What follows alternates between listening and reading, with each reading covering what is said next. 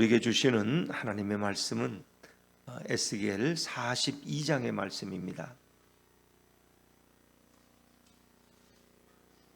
구약성경 에스겔서 42장 1절부터 20절까지 말씀입니다. 에스겔서 42장 1절부터 20절까지 말씀을 저와 여러분이 한 절씩 교독하십니다. 그가 나를 데리고 밖으로 나가 북쪽 뜰로 가서 두 방에 이르니 그 두 방의 하나는 골방 앞 뜰을 향하였고 다른 하나는 북쪽 건물을 향하였는데 그 방들의 자리의 길이는 100척이요 너비는 50척이며 그 문은 북쪽을 향하였고 그 방 3층에 회랑들이 있는데 한 방의 회랑은 20척 되는 안뜰과 마주대하였고 다른 한 방의 회랑은 바깥뜰 박석 깔린 곳과 마주대하였으며 그 두 방 사이에 통한 길이 있어 너비는 10척이요 길이는 100척이며 그 문들은 북쪽을 향하였으며 그 위층의 방은 가장 좁으니 이는 회랑들로 말미암아 아래층과 가운데 층보다 위층이 더 줄어짐이라. 그 방은 3층인데도 뜰에 기둥 같은 기둥이 없으므로 그 위층이 아래층과 가운데 층보다 더욱 좁아짐이더라. 그 한 방의 바깥 담 곧 뜰의 담과 마주대한 담의 길이는 50척이니 바깥뜰로 향한 방의 길이는 50척이며 성전 앞을 향한 방은 100척이며 이 방들 아래에 동쪽에서 들어가는 통행구가 있으니 곧 바깥뜰에서 들어가는 통행구더라.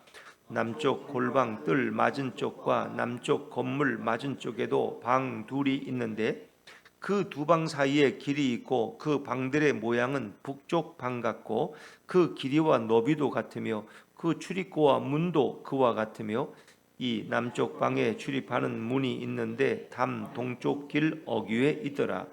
그가 내게 이르되 좌우 골방 뜰 앞 곧 북쪽과 남쪽에 있는 방들은 거룩한 방이라. 여호와를 가까이 하는 제사장들이 지성물을 거기에서 먹을 것이며 지성물 곧 소제와 속죄제와 속건제의 제물을 거기에 둘 것이니 이는 거룩한 것이라.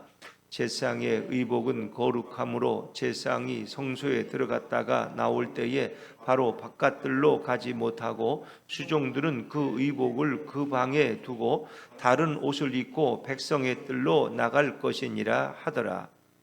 그가 안에 있는 성전 측량하기를 마친 후에 나를 데리고 동쪽을 향한 문의 길로 나가서 사방 담을 측량하는데 그가 측량하는 장대 곧 그 장대로 동쪽을 측량하니 500척이요 그 장대로 북쪽을 측량하니 500척이요 그 장대로 남쪽을 측량하니 500척이요 서쪽으로 돌이켜 그 장대로 측량하니 500척이라.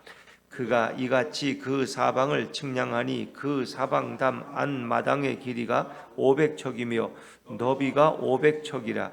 그 담은 거룩한 것과 속된 것을 구별하는 것이더라. 아멘. 할렐루야. 오늘도 은혜 자리에 나오신 여러분 위에 주님의 축복과 은혜가 함께하기를 간절히 바랍니다. 자, 우리는 이제 오늘 에스겔 42장을 읽었는데 이 40장부터 계속해서 새로운 성전의 모습을 하나님께서 에스겔에게 주고 또 에스겔은 그것을 기록하고 선포하고 있습니다. 그러나 이 상황이라는 것은 아직도 바벨론 포로에 끌려 있는 상황입니다. 그들에게는 가장 가슴 아픈 것이 예루살렘 성이 허물어진 것이고 그 땅에서 쫓겨난 것이고 더구나 하나님이 계신 그 성전이 파괴되고 불타버린 거예요. 그런데 오늘 그 회복의 과정 속에서 하나님이 성전을 회복시켜 주신다는 거예요. 근데 그 성전에 대한 설명이 너무 구체적이 아닙니까, 여러분? 뭐 좌로 가면 우측으로 뭐 안뜰이 있고 회당이 있고 뭐 2층이 있고 이러면서 그 측량의 내용들을 다 소개한. 왜 하나님이 이렇게 구체적으로 보여주실까? 왜 이렇게 하나님 구체적으로? 구체적이라는 것은 뭐예요? 이게 실제 상황이라는 거죠. 대충 그냥 그렇게 그들에게 그냥 꿈을 주기 위해서 하는 것이 아니라 너희가 돌아가면 이런 성전을 짓게 될 것이라는 거예요. 아주 구체적이에요. 물론 그들은 돌아와서 스룹바벨 총독을 중심으로 해서 제사장 여호수아가 스룹바벨 총독을 다시 성전을 다시 건축했어요. 그걸 회복했죠. 그런데 이게 사실 이 측시를 보면 스룹바벨 성전과도 맞는 부분도 있지만 또 다른 부분도 있어요. 솔로몬 성전과도 맞는 치수도 있지만 또 다른 것도 있어요. 그래서 이것은 그것도 의미하지만 또 다른 의미의 미래에 주실 성전이다. 그래서 우리는 이것을 메시아 시대의 아름다운 거룩한 성전으로, 영광스러운 성전으로 생각하기도 하고, 구체적으로는 신약 시대의 교회의 모습, 사실 그 성전이라는 모습이 오늘 이 시대 교회거든요. 근데 이제 그때는 그 성전 자체가 거룩하고 이제 그런 의미를 뒀는데, 지금 교회는 어떤 건물을 얘기하는 건 아니에요. 예수 그리스도가 머리 되시고 그분의 지체된 백성들의 그 영적인 모임, 영적인 공동체, 그것이 존귀하고 거룩하다는 것입니다. 그래서 우리는 그 거룩한 성전의 한 지체로 살아가는 거예요, 여러분. 여러분 한 분 한 분이 이 아름다운 영적 그리스도의 몸의 한 부분들을 담당하고 있다는 거예요. 예를 들면 뭐 어떤 창문을 담당할 수도 있고, 현관문을 담당할 수도 있고, 어느 부분을 담당할 수도 있고. 그래서 모든 그 그리스도의 영적인 지체의 총합이 바로 교회의 완성된 몸이다 하는 것을 이제 신약에서 사도 바울은 또 설명하고 있습니다. 자, 그러나 오늘은 이제 이런 구체적인 설명들이 또 중요하죠. 그래서 집 바깥 현관으로부터 시작해서 안뜰, 성소, 지성소, 그리고 골방들, 그 90개가 되는 1, 2, 3층의 골방들, 그리고 성전 곁에 부속 건물을 오늘은 설명하는 거예요. 근데 그 부속 건물의 가장 중심이 제사장들의 방이에요. 북쪽에 방 2개, 남쪽에 방 2개가 있고, 그리고 마지막 부분에 오늘 42장의 마지막 부분에는 15절부터 담을, 그 성전을 둘러싸고 있는 아주 큰 그 좌우 동서남북의 그 길이가 500척이 되는 그 담을 설명하고 있다. 이렇게 여러분이 이해하십니다. 이런 것을 우리에게 주시는데 오늘 우리는 이런 것을 어떤 말씀으로 이 메시지를 받아야 될까 하는 것입니다. 자, 우리 42장 1절 말씀으로 먼저 돌아가 보죠. 42장 1절입니다. 에스겔 42장 1절을 같이 읽죠. 시작. 그가 나를 데리고 밖으로 나가 북쪽 뜰로 가서 두 방에 이르니 그 두 방의 하나는 골방 앞뜰을 향하였고 다른 하나는 북쪽 건물을 향하였는데, 그가 나를 데리고, 그라는 것은 천사를 지칭하지만 또 여호와라는 표현을 봐서는 그분이 바로 예수님이 직접 에스겔을 데리고 그 미래에 이루어질 성전을 하나하나 설명해 주시는 거예요. 정말 우리 인생을 주님이 이렇게 우리 앞서서 설명해 주신다면 얼마나 좋겠어요, 여러분. 그렇지 않아요?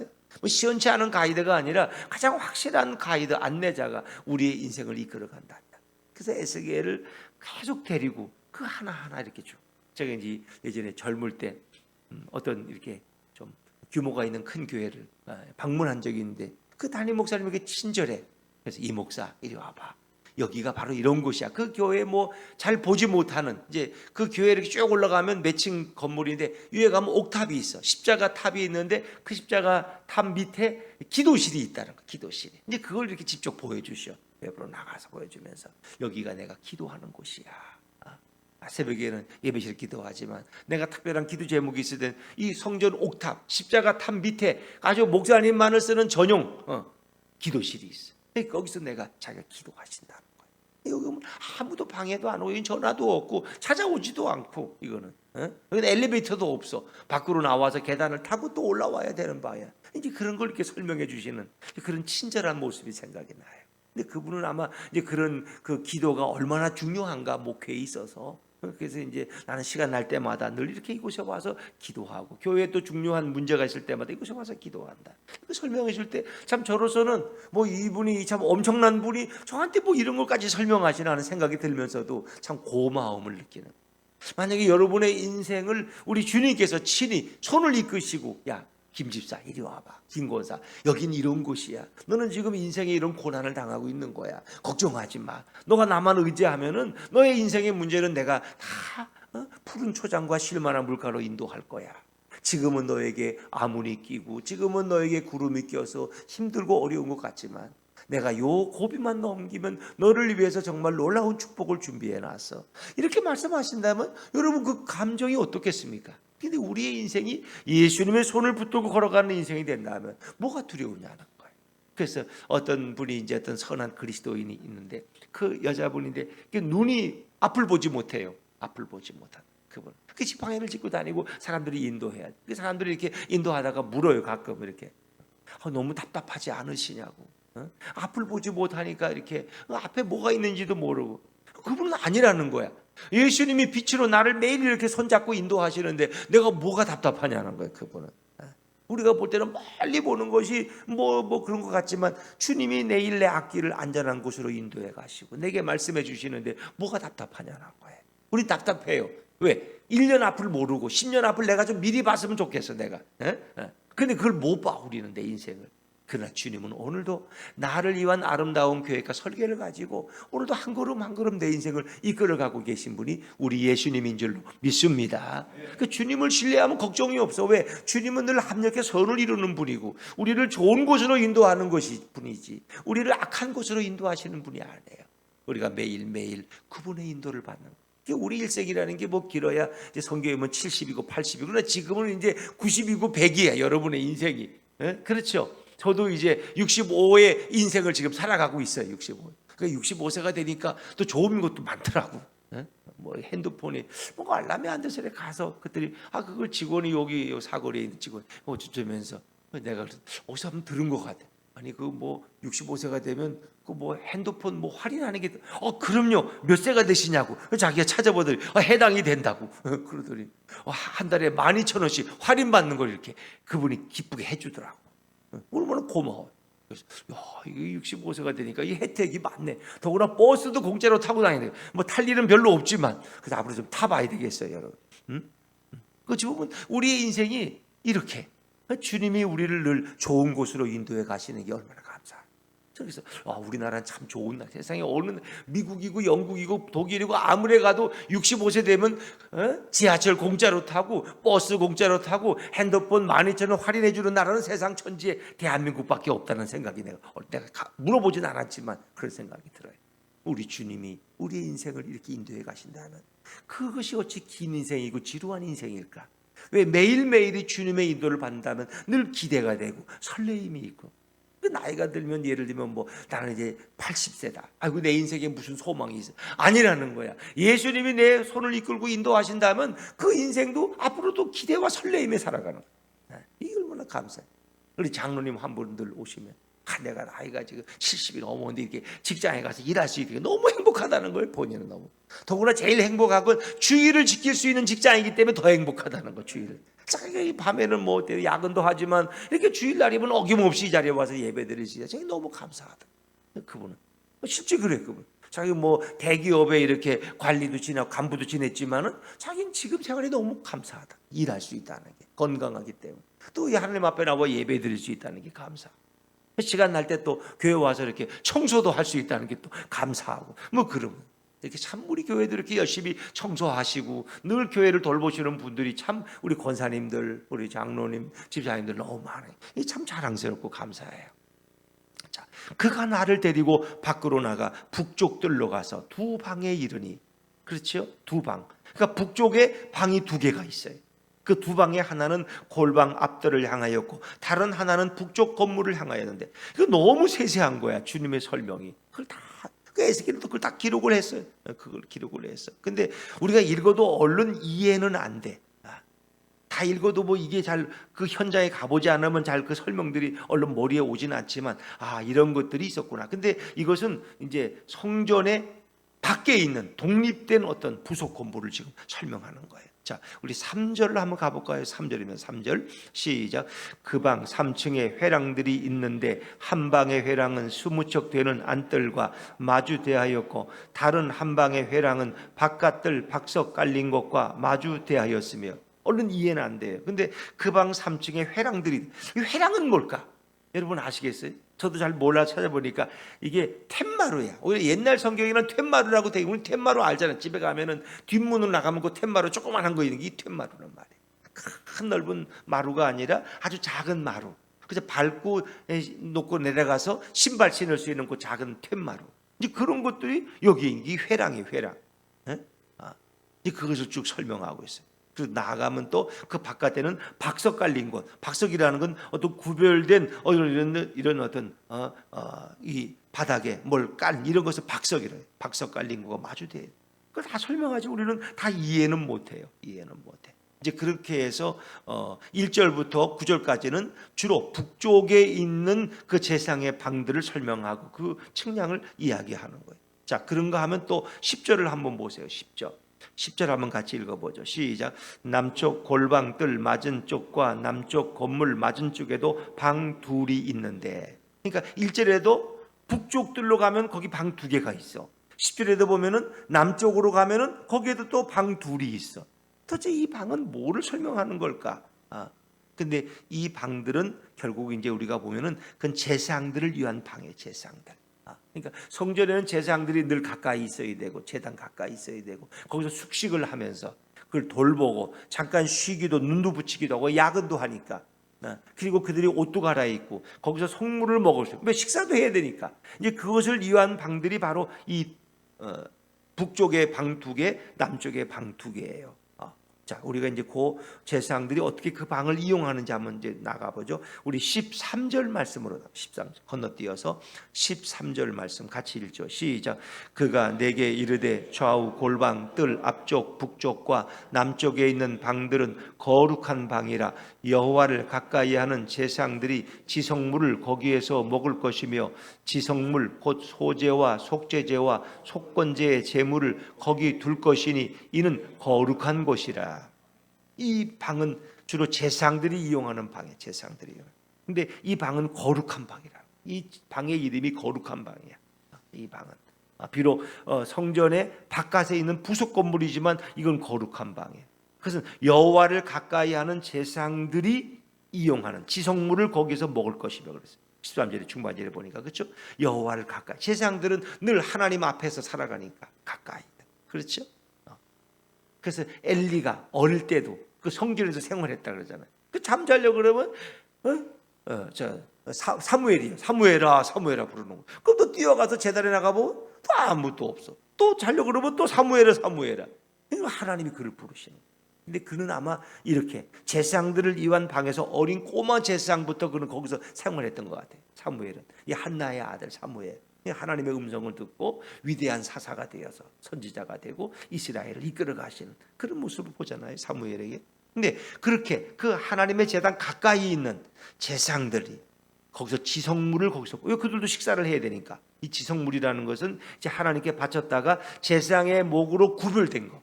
그러니까 이제 이 제사를 드린 제가 앞에 하나 수정할 게 있는데 그 뜰에 8개의 그 여호와의 상이 있어요. 그 제단 상이 있는데 그 상에서 이제 각자가 가져온 제물을 자기 가족을 위해서 각자가 그것을 이제 정리해요.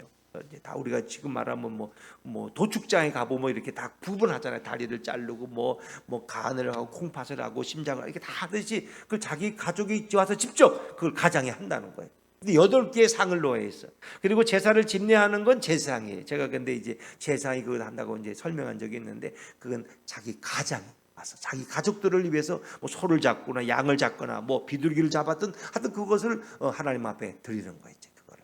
그런 과정. 근데 그것을 이렇게 준비해서 하나님 앞에 드리지만은 이제 또 그 드리고 나서 제사장이 먹어야 될 것이 있고 가족들이 함께 나눠 먹어야 될 것이 있고 거기 일하는 또 성전에 일하는 사람들이 먹는 것이 있고 이게 다 나눠져요. 그러니까 제사장을 위한 그 음식을 거기서 지성물이라고 표현하는 그것을 거기서 먹는 방이 바로 여기에 있는 방 4개의 용도라는 거예요.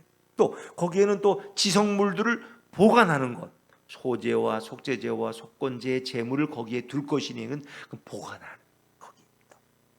이제 이런 게 이 거룩한 방의 기능이에요. 근데 주로 이 방은 제사장들을 위한 방으로 쓰인다. 왜? 거기서 식사를 할 수 있는 곳이니까.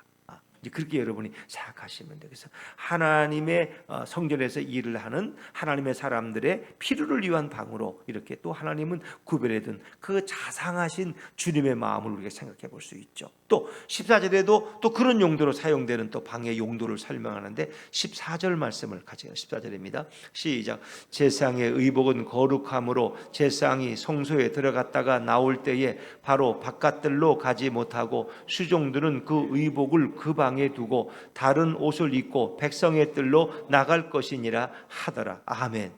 제사장의 의복은 거룩해요. 제사장과 관련된 또 제단과 예배와 관련된 모든 건 다 거룩해. 그래서 우리가 교회 와서도 이 설교하는 강단을 우리가 성구라고 성구. 여기 있는 마이크는 어디가 돈 주고 살 수 있는 거지만 이 교회에 이렇게 있으면 우리는 성구라 성구 중에 하나. 모든 건 다. 물론 저런 키보드가 뭐 술집에 가 있으면 술 먹은 사람들을 위해서 반주될 수 있는 거죠. 그러나 이것은 예배를 위해 사용하기 때문에 우리는 저것도 거룩한 성구로 이렇게 펴놓은 거예요. 이제 그렇게 구별된 거죠. 이게 제사장의 의복은 거룩해. 왜? 하나님 앞에 그것을 입고 나가니까. 세상 옷을 입고 나가는 게 아니에요. 제사장. 그리고 제사장이 성소에 들어가서 일을 하고 다시 나올 때 이제 자기가 일하는 시간과 또 쉬는 시간에 제사장들도 또 자기 집으로 돌아갈 때가 있어요. 그때는 어떻게 해요? 그는 그 수종들은 그 의복을 그 방에 두고, 제사장의 의복은 그 방에 모셔두고 다른 옷 평상복을 입고 백성의 뜰로 나아간다. 그러니까 제사장들이 옷을 갈아입고 또 옷을 보관하는 곳이 바로 이 방의 용도라는 것입니다. 이거 보면은 이렇게 이 방은 구별된 방이고 거룩한 방이라. 거룩한. 그러니까 제사장이 그러면 뭐 성전 안에서만 거룩한 사람이냐, 밖에 나가면 덜 거룩하냐 이런 건 아니에요. 그러나 하나님과 가까이 있는 모든 것은 다 거룩한 거예요. 그래서 하나님 앞에 나와 예배하는 여러분들을 뭐라고 불러요? 집사님이 아니고 성도라고 불러요. 그래서 어떤 분은 자기는 그냥 계속 성도라고만 불러달래. 성도. 무슨 성도? 아무개 성도. 자기는 아무개 집사라는 말보다 그게 더 좋대. 성도가 거룩한 무리. 왜? 그 성자, 거룩할 성자가 붙은 것은 하나님 앞에 예배하는 자기 때문에 성도, 거룩한 무리. 그렇죠? 그래서 우리 이 이름이 바로 초대교회 때는 크리스찬이래. 우리는 그리스도의 사람들. 크리스찬이 그리스도의 사람들이야. 저 예수 그리스도의 사람들이 크리스찬이야. 근데 그것이 그 당시에는 비난의 용어로 사용했지만 얼마나 자랑스러우니 그리스도의 사람들. 여러분 누구에게 속했어요? 그리스도에게 속한 사람. 그리스도에게 속한 사람. 우리는 거룩한 하나님의 백성이고 우리는 그리스도에게 속한 사람. 그리고 더 나아가서 그리스도를 내 마음 중심에 모신 사람들. 그건 바로 성도예요. 우리는 세상 사람들과 그러면 다른 거예요. 그럼 뭐 그리스도인은 뭐 이마에다가 뭐라고 붙이고 다니냐 뭐 그거 아니에요. 똑같아. 우리의 삶. 구별이 안 돼. 그러나 우리의 언어와 우리의 삶의 향기 그리고 우리의 생각이 달라요. 세상 사람. 우리는 세속적인 사람들과 생각이 달라. 왜? 예수님이 내 마음 중심의 주인으로 계시기 때문에. 우리 생각이 다르고 말하는 게 다르고 인생의 목적이 달라요. 여러분들. 우리 세상에 가서 다 세속인들과 똑같이 일하고 직장에서 일하고 뭐 식당에 가서 일하고 회사에 가서 일하고 다 하지만 우리는 그들과 근본적으로 다른 게 있어요. 우리는 그리스도를 모시고 살아가는 사람들이에요. 그리스도를 모시고. 그러니까 어찌 보면 우리에게는 예배드리는 예배당만이 거룩한 것이 아니라 우리가 살아가는 그 삶의 모든 터전이 우리가 거룩해야 될 이유가 있고 우리를 성도라고 세상 사람들은 부른다는 거죠. 자, 이제 그런 의미가 좀 더 구체적으로 나오는 것이 이제 15절부터 20절 말씀 속에서 우리가 볼 수 있는 부분인데, 자, 15절 말씀을 하면 15절입니다. 15절 시작. 그가 안에 있는 성전 측량하기를 마친 후에 나를 데리고 동쪽을 향한 문의 길로 나가서 사방 담을 측량하는데, 이것은 이제 성전의 외벽 담을 측량하는 거예요. 외벽 담. 16절을 제가 읽죠. 그가 측량하는 장대 곧 그 장대로 동쪽을 측량하니 500척이요. 또 그 장대로 17절에 북쪽을 측량하니 500척. 그 장대로 남쪽을 측량하니 500척. 또 19절에 서쪽으로 돌이켜 그 장대로 측량하니 500척. 그러니까 동서남북의 담의 길이가 다 뭐예요? 몇 척이에요? 500척. 그러니까 이 성전의 모습은 우리가 밖에서 보면 밖에 담을 보면은 이건 정방향, 정사각형이라 정사각형. 그렇죠? 어떤 게 정사각형이 있었어요? 우리가 지성소, 성소를 지나 지성소대로 지성소는 정사각형이에요. 7척, 7척, 7척 동서남북이다. 그래서 정방향. 그 정방향이라는 것은 완전하다는 의미. 안전하고 완전한 이 정방향, 정사각형의 모습. 근데 이건 그래요. 그래서 이 500척. 그러니까 이건 굉장히 큰 거예요. 500척이라면 얼른 이렇게 한 척이 50cm로, 그러니까 손끝에서부터 팔꿈치까지 보통 47에서 50cm, 팔이 긴 사람 생각해서 그러면 500 곱하기 예를 들면 50cm 하면은 이건 25,000. 이거는 이제 25,000cm라는 건 2.5kg. 그러면 그 하나님이 보여주는 성전의 크기가 동서남북으로 2.5kg 그 안에 이 어마어마한 거대한 2.5kg, 1kg만 해도 얼마나 여러분 벌어요, 그렇죠? 100m가 아니라 1kg, 2.5kg라고 생각해 보세요.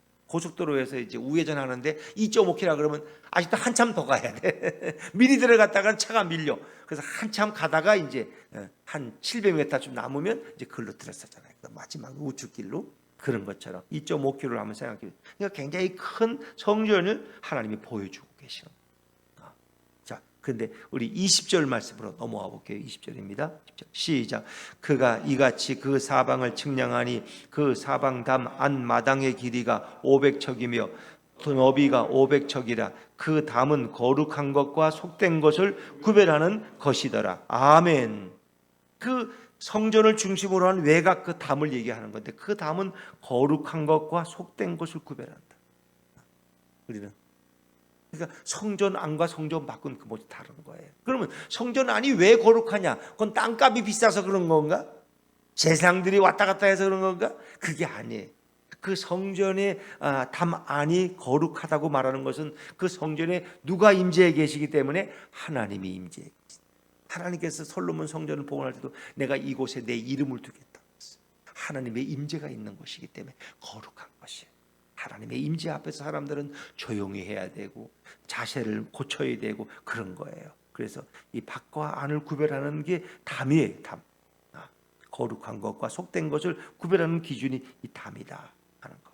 자, 그러나 이제 오늘 이 모습은 결국 오늘날 교회를 가리키는 거예요. 그럼 오늘 이 시대 진정한 성전은 예수님은 자신을 성전이라 그랬어. 그래서 예수님이 뭐라 그랬어?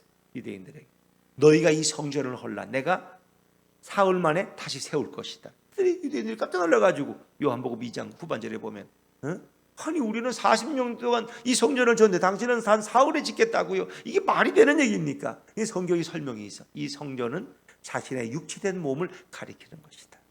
예수님이 자신의 성전을 십자가에서 깨뜨리신다. 그리고 사흘만 다시 부활하신다는 거예요.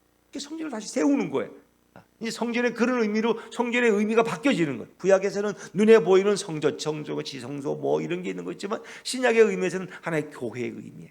예수 그리스도가 그 교회의 머리가 되시고 우리 각들은 각각 그 교회의 몸이고 교회는 그리스도의 몸이고 우리는 각 지체가 되는 거예요. 그러면 예수님은 또 놀라운 말씀을 하셔요. 너희가 바로 성전이라는 거예요. 너희가.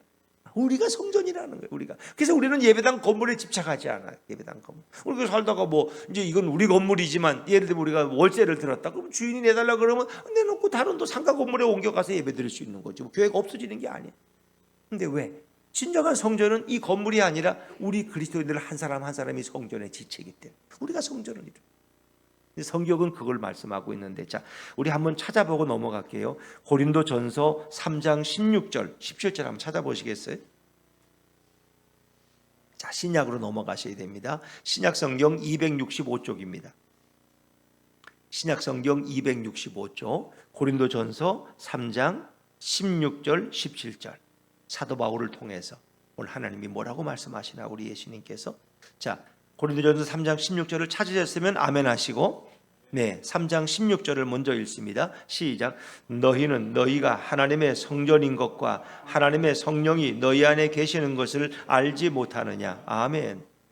너희는 하나님의 성전이라. 하나님의 성령이 너희 안에 계시는 거죠. 오늘도 성령이 내 안에 계시기 때문에 우리를 성전이라고 부르는 거예요.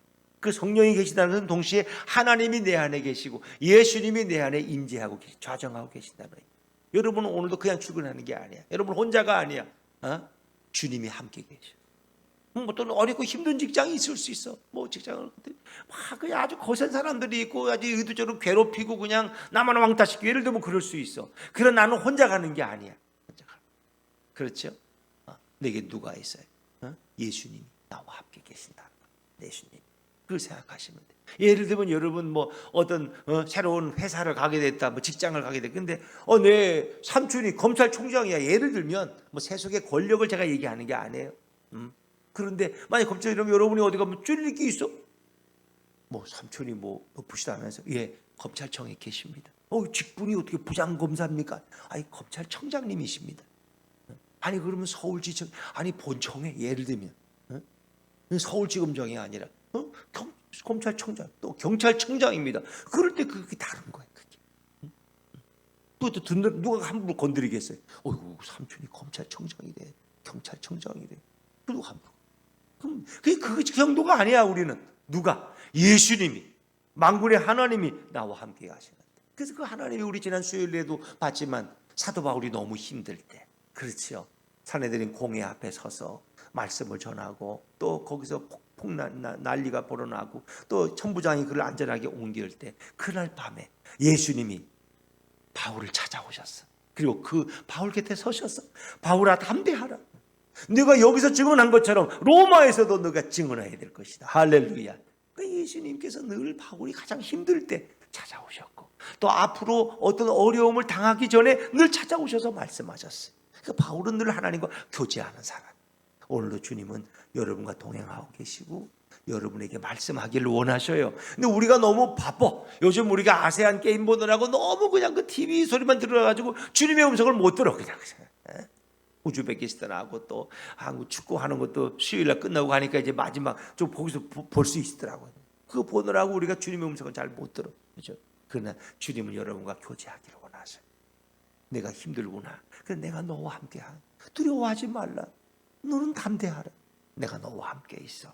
주님이 나를 지키는데 뭐가 두려워? 뭐가 두려워? 그렇죠? 그래서 우리를 성전이라고 설명하셔. 자, 17절 말씀. 17절. 고린도전서 3장 17절입니다. 시작.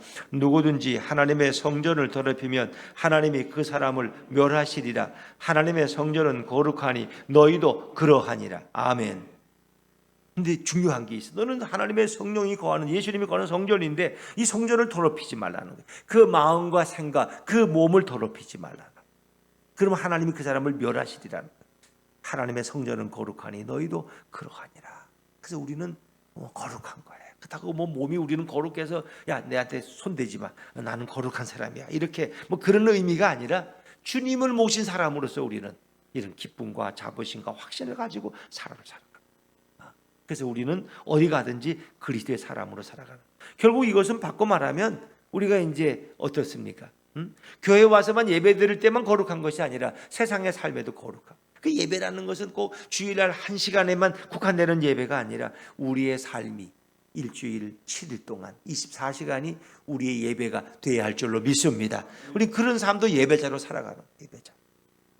너희 몸을 하나님이 거룩하게 기뻐하시는 산 제물로 드리라는 거예요. 그래서 우리는 예배만 거룩한 성도가 아니라 모든 삶에 주님을 모신 사람으로 살아가는 거예요. 그 예수님은 성전 안에만 계신 것이 아니라 하나님은 우리 안에 계시기 때문에 우리는 움직이는 성전이고 어느 곳에 가든지 우리는 주님께 의지하고 주님과 친밀한 교제를 나눌 수 있고 주님의 음성을 들을 수 있다는 거예요. 그 성도의 삶은 거룩.